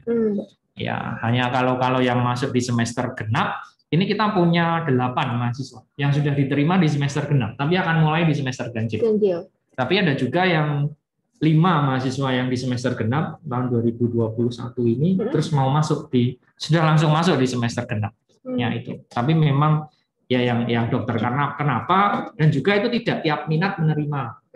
Kenapa? Karena kadang kayak histologi itu dia ada imunologi lanjut sebagai lanjutan dari imunologi dasar. Mata kuliahnya bertingkat seperti itu. Ya, agar teman-teman tetap bisa melihat dari dasar ke lanjut. Tetapi boleh mendaftar di semester genap, silakan, cuman mulainya di semester ganjil. Tapi kalau yang dari dokter, semester genap tetap akan mulai di semester genap. Baik. Ya. Nah, ini masih banyak sekali ya pertanyaan. Tapi syarat khusus tidak ada. Lagi, Dok? Ya, tidak ada. Semuanya ada di ugm.oc.id. Ya, kuliah semester depan apakah luring? Nah, luring atau daring. Jadi kita masih blended. Ya, SK Rektor terakhir itu kan blended. Ya, SK Rektor terakhir blended. Jadi mungkin sampai akhir tahun masih daring, akan banyak daring. Tapi di tahun-tahun yang terakhir itu luring. Yang jelas belum ada keputusan repopulasi mahasiswa gitu. Betul, jadi sejauh ini makanya kalau kita masuk kuliah hanya bisa daring teman-teman. Tapi kalau mungkin udah masuk ke penelitian itu mungkin tadi ya seperti Mbak Siwi tadi, jadinya ada hibridnya gitu, ada harus penelitian payung. Sari Eka itu yang jawab langsung pengalaman pribadi. Monggo Mbak Sari Eka. Dengan penelitian dosen Mbak Sari tadi kan dibantu ya dengan dosen pembimbingnya, itu gimana Mbak? Dapat hibah tadi ya? Ya, sekaligus dia 3 semester ini, Sareka 3 semester. Ya, tesis pendanaan UGM yang jawab Sareka semua. Jadi ada tips-tipsnya tuh gimana biar bisa lulus lebih cepat gitu, 3 semester saja. Gimana Mbak Sari? Sama penelitian tadi. Sebenarnya kalau tipsnya, sebenarnya udah umum sih ya Mbak ya. Umum sih, kayak misalnya ya ketika kita akan S2, sebenarnya sudah punya fokus yang ingin kita cari gitu. Jadi alhamdulillah waktu itu waktu awal-awal masuk juga sudah ada dari berbagai peminatan itu kan nanti masuk tuh ada Dok, pengenalan ya Dok ya, pengenalan minat, kemudian nanti bisa tanya-tanya sama kakak tingkat, terus juga sama teman-teman fokus-fokus penelitian apa saja yang ada. Nah, ketika akan masuk S2 itu sebaiknya memang sudah punya keinginan ingin penelitian apa. Kebetulan saya memang sudah tertarik sama penelitian terkait kanker. Jadi 1 minggu setelah pengenalan dengan minat itu kira-kira 1 bulan ya. 1 bulan setelah masuk itu saya sudah menghadap ke calon pembimbing. Jadi sudah mengenalkan diri, kemudian mencari tahu dari pembimbing apakah ada proyek-proyek penelitian yang bisa saya ikuti gitu. Jadi mulai proses bimbingan itu dari semester 1 alhamdulillah. Jadi ketika sekitar bulan Februari ada pembukaan pendanaan riset dosen ya. Sebenarnya itu risetnya untuk dosen, tapi karena dosennya sudah membuka, udah kamu ajukan saja gitu ya. Jadi ya udah pada bulan Februari sudah siap proposalnya. Nah, tidak lama setelah proposal diterima langsung seminar proposal. Kemudian di akhir semester di awal semester 3 itu alhamdulillah sudah seminar hasil dan sidang gitu. Jadi kalau payungan sebenarnya lebih enak, ada lebih enaknya sih, lebih enaknya karena lebih cepat, tapi yang nggak enaknya memang kita harus lebih giat lah ya mengejar, karena kan dosennya juga butuh laporan, karena kan kalau pendanaan dari fakultas ada laporan akhir tahun, nah itu harus selesai gitu. Nanti bisa diakses di. Oke, baik. Terima kasih Mbak Sari Eka. Semoga sudah menjawab pertanyaan Dok Galuh ya. Galuh. Dr. Galuh, ya, gitu ya. Ini harus publish di jurnal nasional ya. Publish ini sebenarnya kalau kita menganut ke SK Rektor. Di SK Rektor itu publish, submit atau ada manuskrip. Yang layak. Draft manuskrip. Ya, jadi memang kita masih draft manuskrip yang siap bisa. Kenapa? Karena yang untuk publikasi itu berat memang. Betul. Kadang mahasiswa itu mulai penelitian di tahun kedua, semester 2 atau 3 harus publish di semester 4. Itu kadang nanti akan menghambat kelulusan memang. Tetapi tetap akan publish. Ya, saya banyak mempublikasi dari mahasiswa S2. Dia nama pertama kita corresponding. Betul, sebagai dosen ini ya. Ya, sebagai dosen. Boleh, silakan sebagai dosen pembimbing boleh. Ya, tetap kita publikasikan. Tetapi ya kita memang merujuk ke SK Rektor masih dibolehkan adanya manuskrip saja. Ya, tetap konsisten. Jadi Tikus tetap putih, sudah ada. kalau butuh silakan nanti hubungi saya, ya akan kita sediakan. Ya, tikus putih kita setelah ada di udah jadi UGM ya, ada ya. mahasiswa, Ini Siwi ini ada berapa ini. tikus putih? 80. Beli di mana? LPPT atau di mana, Mbak? Kita ke LPPT sama farmasi itu Farmasi, juga bisa, ya? tapi Ya. memang harus pesan dari jauh-jauh hari. Kalau kayak gitu bisa juga beli di UNY juga. bisa. Oke, jadinya teman-teman yang Boleh, mau penelitian silakan. dengan Mulai. tikus itu selain di FK juga nanti bisa dibantu dengan di Fakultas Sains gitu ya, tetapi Ya. masih tetap di UGM. Baik, terus next question Tes yang substansi itu nanti wawancara. Jadi ada tes wawancara, hanya wawancara itu kita memastikan minat agar tidak salah. oke. Ya kadang mahasiswa kan belum tahu, calon mahasiswa baru. Oke, kemarin ada yang saya tertarik ke reproduksi manusia, minat reproduksi manusia. Tapi ketika kita gali, ternyata dia lebih tertarik lagi hubungannya dengan sistem-sistem yang lain. Oh, jadi Ya, ke fisiologi. akhirnya ke fisiologi, karena dia juga ingin belajar lebih banyak. Fisiologi juga mempelajari reproduksi manusia, tapi tidak terlalu detail tentang misalnya in vitro fertilisasi atau seksologi itu juga ada di reproduksi manusia. Jadi misalnya. malah sambil berdiskusi dengan prodi gitu ya. Betul, kira-kira yang berdiskusi paling cocok prodi. mana nih, Ya, gitu. yang paling cocok masuk, mana. Jadi nggak usah takut untuk bisa wawancaranya itu kita sangat welcome karena ya S2 itu kan memang beda dengan S1 ya. Betul. Teman-teman yang menentukan sendiri peminatan seperti apa, oh ternyata ingin mendalami apa? betul. Ya, itu mungkin seperti Avenger masuk ke lorong waktu. Itu ketika menentukan apa S2 itu kan seperti itu. Iya. Ya, harus mengalahkan S2 Thanos ya. mana nih, Thanos? Cuman ingat, itu kita butuh GPS. GPS yang dibikin si Tony Stark. Itu kita sudah ada GPS kurikulum, ELO, dan sebagainya, itu GPS-nya. Jadi tidak terlalu jauh. Ya, gitu tidak akan melenceng gitu. terlalu jauh. Ya. Itu wawancara seperti itu. Apakah ada penelitian terkait penyakit langka? Wah, ini penyakit metabolik turunan itu Dr. Hamim ya. Beliau kadang aspek-aspek genomik beberapa penyakit kayak thalassemia. Tuh. Jadi masuk ke peminatan Biokimia ya? ya, di genomik nanti. Kedokteran molekuler juga bisa. Biokim atau kedokteran molekuler sangat bisa. Ya, misalnya kayak thalassemia yang banyak itu atau distrofi atau distrofi muskuler distrofi. Ya, Duchenne muskuler distrofi itu aspek-aspek genetik terkait polimorfisme atau mutation itu banyak juga dilihat. Ya, seperti itu. Lalu penundaan kuliah. Dapat penundaan kuliah boleh. Ya, boleh. Ini gitu ya? Tahun depan misalnya. Nanti misalnya keterima di 2020 karena tadi ya berbagai macam mungkin ada pandemi terutama. Itu beberapa dari Kemenkes itu beasiswanya di-cut. Ya, dialihkan setelah pandeminya berakhir atau setelah ada blended dan sebagainya itu boleh. Bisa. Ya, jadinya tahun depan 2 tahun kelihatannya 2 tahun tidak bisa. Terhitung sebagai apa? Tidak terhitung, ya? tidak terhitung. Ya, tidak terhitung. Ya. Oke, next lagi. Jika sudah mendapatkan LOE bisa baru memulai di semester genap. Nah, ini penangguhan beasiswa. Ini sebenarnya nggak masalah. Ya, sebenarnya nggak masalah. Boleh-boleh saja di semester genap. Cuman di semester genap itu kadang tergantung minatnya. Ada minat yang dia hanya menerima di semester ganjil seperti histologi, reproduksi manusia. Tetapi minat-minat yang lain, anatomi, fisiologi, farmakologi itu mau menerima di semester genap. Ya, jadi tergantung minatnya. Kalau minat membolehkan, itu bisa. Boleh, itu bisa dilakukan. Ya. Syarat mendaftar, draft proposal, penelitian tesis. Untuk pelamar sudah harus ada sebagai syarat. Oh enggak, itu hanya proyeksi peminatan saja. Proyeksi dulu. Nanti penelitiannya pengen apa? Misalnya berubah nggak masalah. Ya karena mungkin pilihan yang lain lebih bagus ya. Sudah ada dananya, sudah ada timeline-nya jelas. Teman-teman sudah tinggal melakukan saja ya mungkin silahkan saja. Ya, boleh. Dan itu yang sering ada. Ini ya, mungkin kalau S3 butuh proposal, tapi S2 ini hanya proyeksi dulu. Proyeksi gitu, dulu, benar. Bisa kita lihat dari peminatan apa yang akan teman-teman masuki saat sudah jadi mahasiswa. Ya. Lalu lanjut ke sudah selesai. Wah, ini akhirnya. Mungkin apa kita buka satu penanya yang online. Ya, silakan kalau ada pertanyaan. Cuman kita kan ada acara juga nanti 10 sampai 11 Juni tadi ya, monggo. Nanti bisa dari operator atau ini bisa bantu untuk kirimkan linknya mungkin ya, link pendaftaran. Nanti akan dikirimkan ke chat, nanti teman-teman bisa langsung klik untuk mendaftar. Dan beberapa informasi penting atau mungkin kegiatan-kegiatan yang berjalan selama ini nanti juga ada channel-channel dari Prodi MIB juga yang bisa diikuti untuk dilihat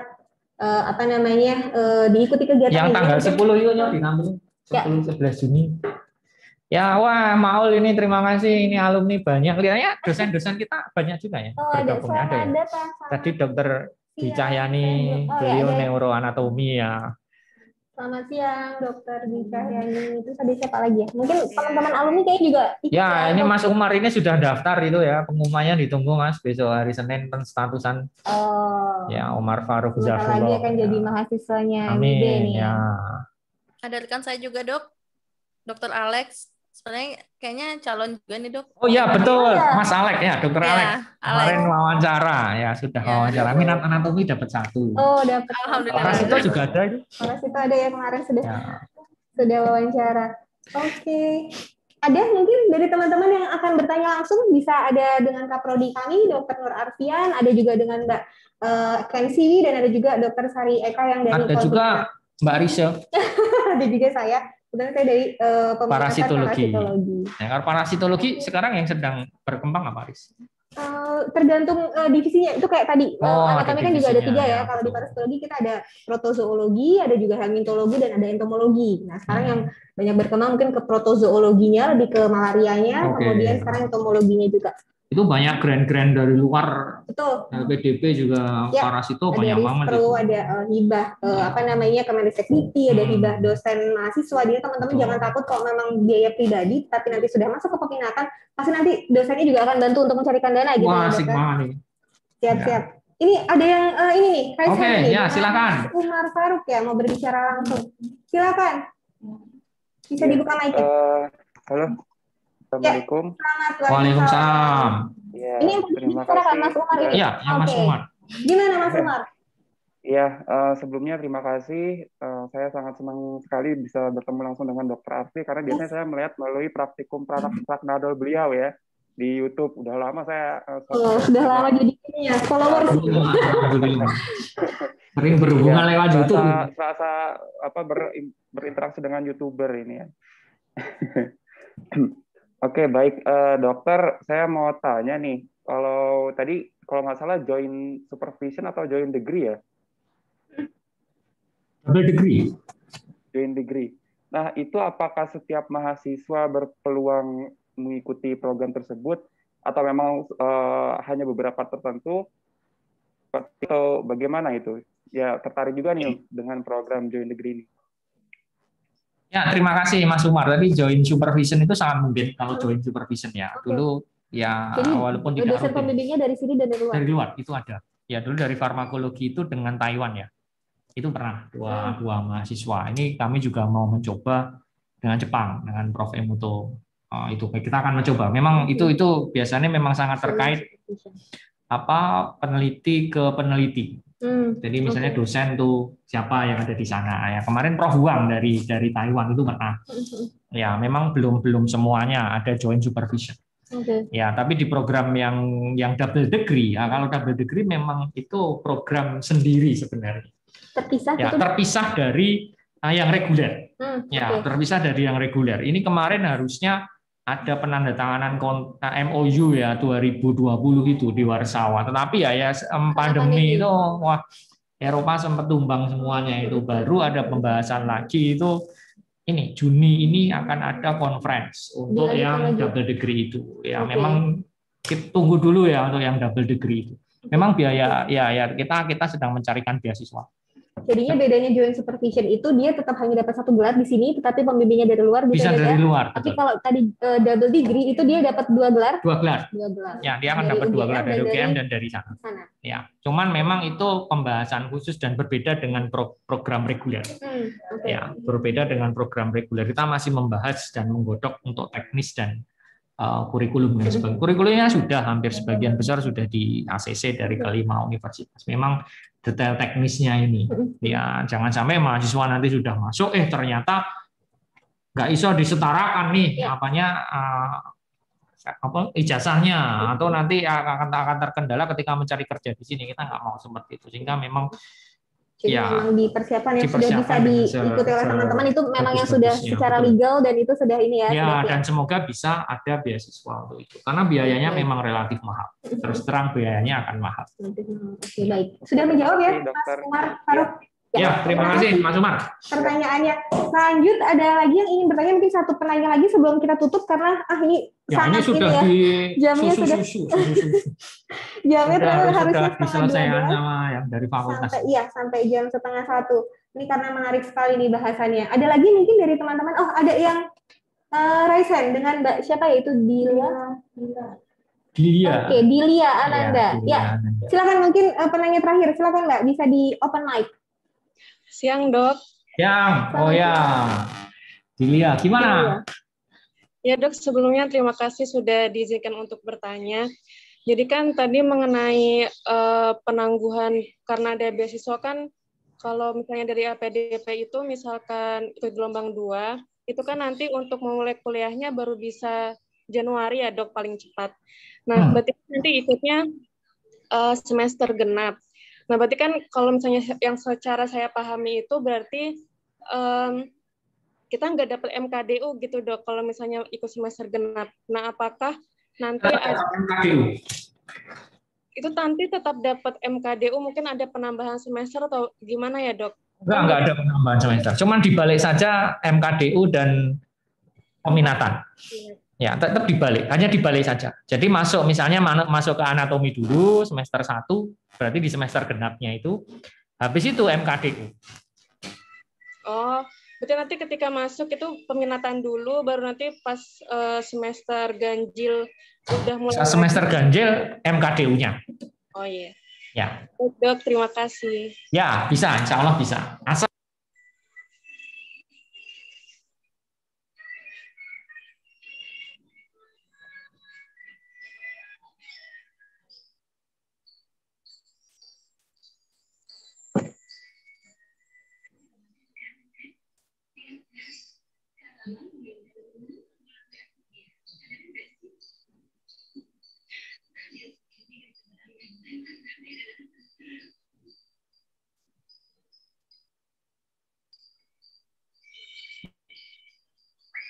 bahwa di Prodi MIB ini sudah banyak sekali channel-channel, nanti mungkin bisa dikirimkan ya linknya, atau tadi sudah mungkin ya channel di YouTube-nya, kemudian dari channel website-nya tadi. mulai belajar. Nah, bisa melihat juga dari situ, bisa akses juga ke web tadi yang Merdeka Belajar tadi ya, Dok ya, sambil persiapan untuk masuk ke mendaftar menjadi mahasiswa di sini. Terima kasih untuk waktunya ya, Mbak Kensiwi dan Mbak Sari dari Pontianak, dan dari Dr. Arti juga. Sari, terima kasih Siwi. Terima kasih, selalu, sukses, lancar, dan saya tutup acara siang hari ini. Mohon maaf bila ada kesalahan kata-kata. Wassalamualaikum warahmatullahi wabarakatuh, dan selamat siang. Sukses selalu, sehat. Kita tunggu ya di MIB ya, teman-teman. Ya, nanti ada penelitian tentang cinta. Iya. Nah, itu katanya dari mata turun ke hati. Tapi di anatomi nggak ada ya salurannya. Kanalis orbitohepatika itu enggak. Dr. Arti, Dr. Ani, Mbak Risha, salam dari Purwokerto, Dok. Weh, Maul. Maul ini dosen di Purwokerto, UMP. UMP. Yang di UMP. Betul. Gimana kabarnya, Mas? Ini baru S3 di UI. Alhamdulillah baik, Mbak. Dokter Ani sering nanyain Mbak Risha gitu. Iya. Kebetulan Hai, Dokter Dwi Cahyani Ratnasari, Dok. Iya. Beliau neuroanatomi. Ya. Silakan tadi yang neuroanatomi nanti bisa Dokter Ani. Walaupun dokmal tapi bisa penelitiannya sangat mungkin. Ya. Dan kita sudah ada beberapa itu aplikasi-aplikasi dan juga digitalisasi. Prof. Yunus almarhum ya, beliau Kaprodi sebelumnya ya. Ya. Oke, salam dari Makassar. Ya, terima kasih semuanya, sehat selalu. Kami tunggu di MIB FK ke MK UGM. Betul. Dan ada acara 10 sampai 11 Juni. Ya. Monggo nanti di situ ada live stream untuk model hewan coba, sacrifice terminasi, dan kita akan ngobrol lebih intens tentang keilmuan dari sisi komik. Dari sisi komik. Contohnya apa? Misalnya apa ya? Misalnya Edo Tensei. Edo Tensei kan ceritanya Naruto tuh. Kan dia bisa menghidupkan orang mati. Oh ya nggak apa-apa ya, kamu nganu aja lah. Nonton aja. Kamu oke kan aja lah perkataanku gitu ya. Ya, itu kan bagaimana cara menghidupkan orang mati karena dia punya kode genetik. Oke. Berarti kan dia sequencing dulu sih si Orochimaru itu untuk bisa melakukan edutensing. Ya, padahal sekarang juga butuh sequencing toh untuk melihat genomik virus gitu. Semuanya NGS sekarang perlu ya. Itu contohnya dari Naruto. Ngomongnya One Piece ada. Ya kayak tadi yang bagaimana mengalahkan dengan membuat ininya lurus. Jadi itu kan biomedik banget. Atau Luffy itu kan punya kekuatan tubuhnya jadi karet. Jadi kalau karet gitu ya, lentur sekali, termasuk pembuluh darahnya. Oh. Jadi yang disebut sebagai endothelial dysfunction itu kalau pembuluh darahnya sudah tidak lentur lagi. Ya, dia kekurangan NO ya, nitrik oksid, karena endothelial nitrik oksid sintasenya rendah ya. Biasanya kalau teman-teman mau ngukur endothelial dysfunction itu apa? Jadi di pelatihan yang 10 sampai 11 itu juga bagaimana kita berusaha mentekniskan ide-ide penelitian atau konsep penelitian. Aku ingin melihat endothelial dysfunction itu konsep, tapi pakai apa? Ya kita bisa ngukur endothelial derived relaxation factor misalnya, ya, tapi alatnya rauno misalnya. Atau kita mau ngukur ekspresi inos, nah, itu masih mungkin. Mungkin pakai ELISA dengan proteinnya atau di level transkriptomik. Itu besok bisa. Full daring ya dok ya? Ya itu full daring. Tapi ada live stream ya. Kita akan berusaha untuk live stream. Karena apa? Karena biomedik lab itu tidak bisa lepas dari skill. Betul. Ya kita tetap berusaha bagaimana teman-teman ya misalnya melihat daripada hanya dengan video teman-teman bisa melihat dan membayangkan. Ya, nanti bisa dicoba kembali ketika di sini. Ya, itu contoh-contohnya. Naruto itu juga ada. Lagi temennya kan Choji gemuk. Ketika dia punya jurus kalori controlling teknik. Ya, terus dia tiba-tiba jadi kurus. Ya, ketika dia menggunakan kalori controlling teknik itu ternyata dia bisa mengubah white adipose tissue menjadi brown adipose tissue. Wah, ini seru banget tuh phenotypic translasi sel itu kan biomedik banget itu. Dan lain-lain ya. Kita akan bahas, semoga menarik ya. Jangan nggak menarik. Ya udah. Masih ada. Tamina Melinda. Tamina itu nama ratu di film Time Persia ya. Persia. Oh, Prince of Persia. Prince of Persia. Iya benar itu. Itu namanya Tamima ya. Tamima atau Tamina. Yuk kita kembali ke main room. Terima kasih teman-teman semua. Ya. Kita tunggu di MIB. Kita tunggu di MIB. Ya. Ya.